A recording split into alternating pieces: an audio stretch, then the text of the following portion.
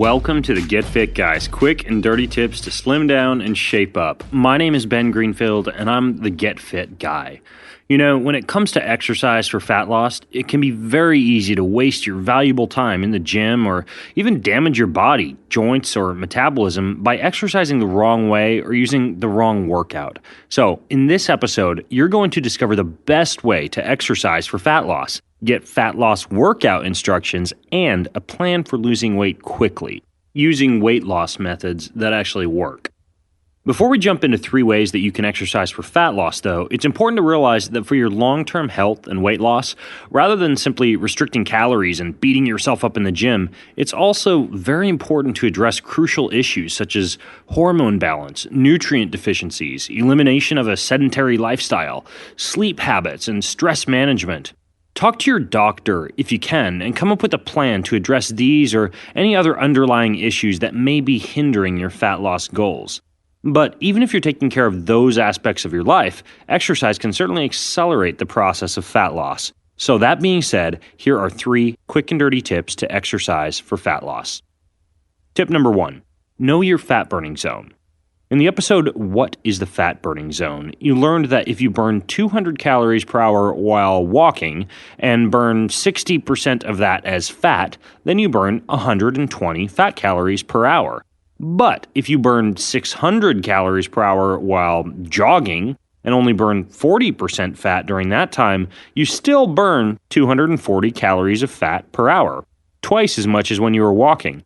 So the point at which fat burning peaks during exercise, just like that jogging pace, is referred to as your maximum fat burning zone.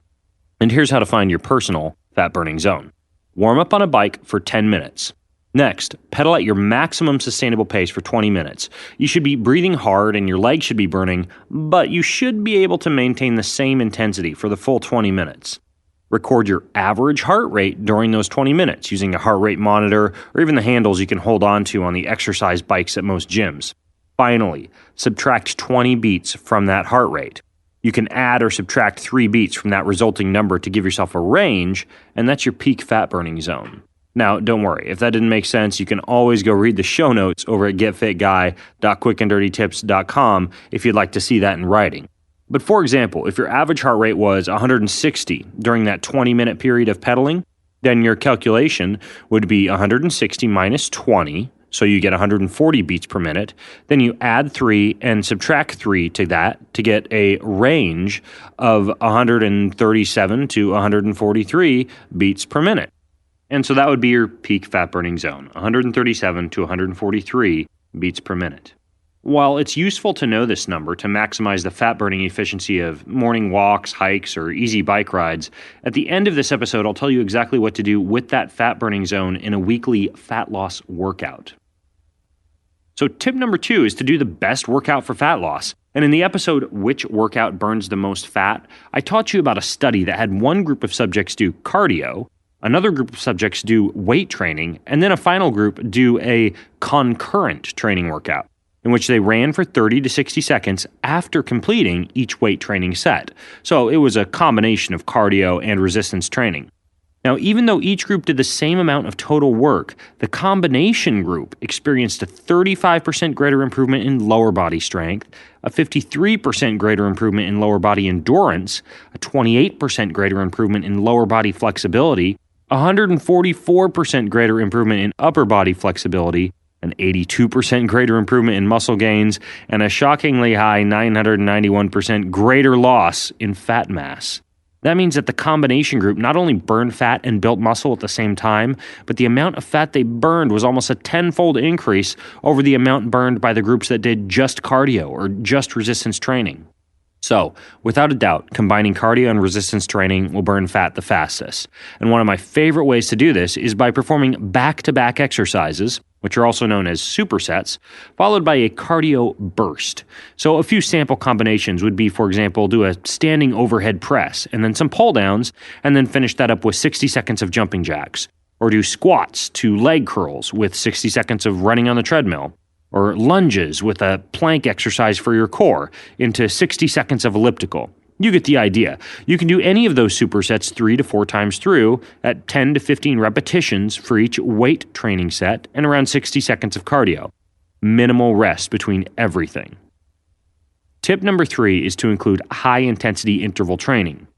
And in the episode, How to Do High-Intensity Interval Training, you learn that besides weight training, one of the best ways to create a high post-exercise metabolic rate and calorie burning is via the hard cardio efforts of a HIIT routine, which stands for high-intensity interval training. Check out my episode for details, but at its most basic, HIIT is when you warm up and then you do an intense burst of cardio followed by a full recovery period. And when you do this, your body goes into an oxygen debt, which means your muscles begin to burn and you begin to breathe hard, which in turn burns more calories. And while it would be virtually impossible to create that same oxygen debt by riding a bike as hard as you can for 10 minutes, you can split those 10 minutes of bike riding into several 30 to 60 second efforts, followed by long recovery periods, and still achieve the same calorie burning effect. So, for example, you could do 30 seconds hard followed by 2 minutes easy and repeat that 8 times, or 1 minute hard and then 4 minutes easy and repeat that 4 times, or 2 minutes hard and 1 minute easy and repeat that 5 times. You could do any of those intervals on a bike, treadmill, elliptical trainer, or any other cardio machines. So, for more details and tips on high-intensity interval training, follow the link that I'll put in the show notes. Okay. Now that you know how to improve fat loss in your workouts, I'm sure you're wondering what a sample fat loss workout would actually look like. So here's a perfect example week of fat loss. Monday, you would do a morning cardio session in your fat burning zone. Just 15 to 30 minutes is fine. Followed by 30 to 45 minutes of an afternoon or evening weight training session where you combine weight training with cardio, as I described earlier. Next, on Tuesday, you'd also do an early morning easy cardio session in your fat burning zone, but then in the afternoon or the evening, you'd do a real quick high-intensity interval training session. Wednesday could be the same as Monday, and Thursday the same as Tuesday. Friday could also be the same as Monday and the same as Wednesday. Finally, on Saturday, do 1 to 2 hours of fasted cardio, similarly in that fat burning zone, and then finally use Sunday as an off day or a makeup day. And that's it. I'll write all that out in the show notes, but you can definitely accelerate your fat loss workouts when you use the proper strategies. You can also combine the routine I described just now with elements like cold exposure or fat burning supplements, and I'll link to all of that in the show notes as well. So, finally, if you want a free hour-long audio lecture that goes into more details about what I just described to you, and a PowerPoint presentation to accompany that audio, then head over to the show notes at getfitguy.quickanddirtytips.com because I'm going to put a link for you there. And if you have more questions after that, then you can leave them over at facebook.com/getfitguy. And until next time, I'm Ben Greenfield, the Get Fit Guy, asking you, what are you waiting for? Go get fit.